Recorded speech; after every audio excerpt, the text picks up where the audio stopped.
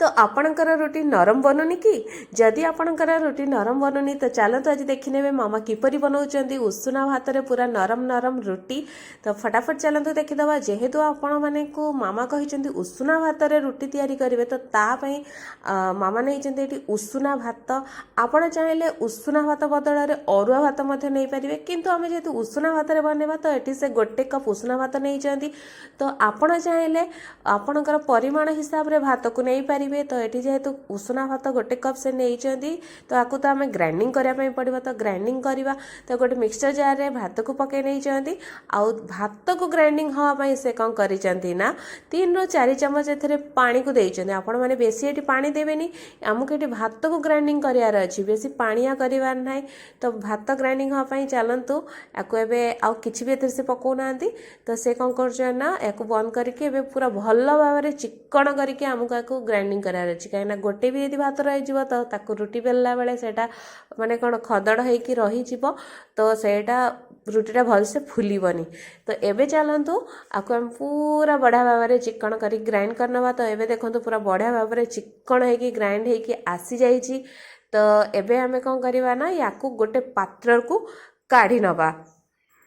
तो ये काढ़ी सारापर से कौन कर मिक्सचर जार अल्प टिके भात लगी तो से आउ 2 चम्मच पानी पकईकि भलसे धोईकी ए ओजाड़ी नहीं आउ बेसी पानी आम दबानी। तो ये अल्प टिके लुण पकई नहीं जो मानकर ब्लड प्रेशर थी तो से माने लुण को अवॉइड करें लुण न पकई पारे।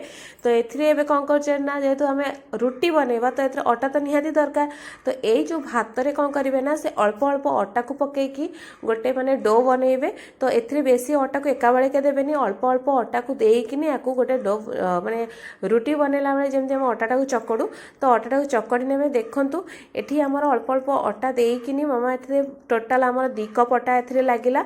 तो गोटे कप भात रे 2 कप अटा ये से व्यवहार करने तो देखो ये केते बढ़िया भाव में नरम दलाटी होती माने एटा माने बहुत ही बढ़िया रुटी भी नरम बहुत बनब आ कौन कर गुड़ा बनई नहीं जेहेतु रुटीर गुड़ा ये बनी जाए तो रुटी तो बनवाई पड़ो ना। तो चलो देवे फटाफट आम रुटी बन नवा। आप रुटी बनला बेले देखिए बिल्कुल भी सेटा माने कौन फाटबनी किसी हेनी तो अल्प टिके अटा पकईकिनी एवं देखो पूरा बढ़िया भाव में मामा बेलुंच ना तो रुटी फाटुची ना तो रुटी किसी होमती नॉर्मल रुटी आमर होता है तो सेमती पूरा नॉर्मल रुटी ही बनूची माने पूरा गोल गोल गोल गोल पतला रुटी ही पूरा मामा पूरा बेलिकी आपको देखेबे। देखो पूरा साइज रे बेली होची किछि भी कोडी फाटुनी लागुनी किछि नाही। तो जेहेतु एबे रुटी हमर पूरा सबुतक बेली ही जाइछि तो एपटे हमर गरम तावा भी मामा कर देइथिले तो एबे हमें रुटीटा को सेकिबा। तो आमे एका बेले के सबुतक जेहेतु रुटी को आमे कोन करतले ना बेली नेइथिले तो एबे गोटे पर गोटे रुटी को आमे सेकी नबा। तो गोटे पट साइड जेहेतु रुटीटा सेकी जाइछि ताकू उल्टे कि आउ गोटे रुटी को पकई नेले तो आमे एका संगे 3टा रुटी को सेकिबार अछि तो आर पट साइड उल्टे कि आउ गोटे रुटी मध्ये पकई नेले तो एमती एमती करके से सबुतक रुटी को कौन कर माने सिझिया दौरान तो 2 पट साइड सेकी हाँपाई भी दौरान।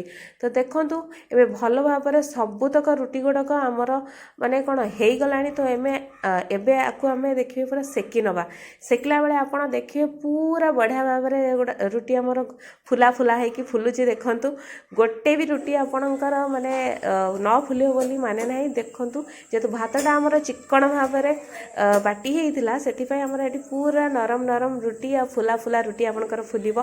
एबे हमर सबुतक रुटी पूरा फुली फुलिकी बा सेकी हो जाइछि। तो एबे आकु आपण निश्चय यही प्रकार भाव में घरे निश्चय अटा को दलतु और रुटी बनातु देखिए बहुत ही नरम रुटी बनब आपण खाइबा संगे जेकोसी तरकारी सहित याकू खाइबार मजा नियंतु। किपरि लागला आम कमेंट बॉक्स रे कमेंट करी निश्चय जणातु। धन्यवाद।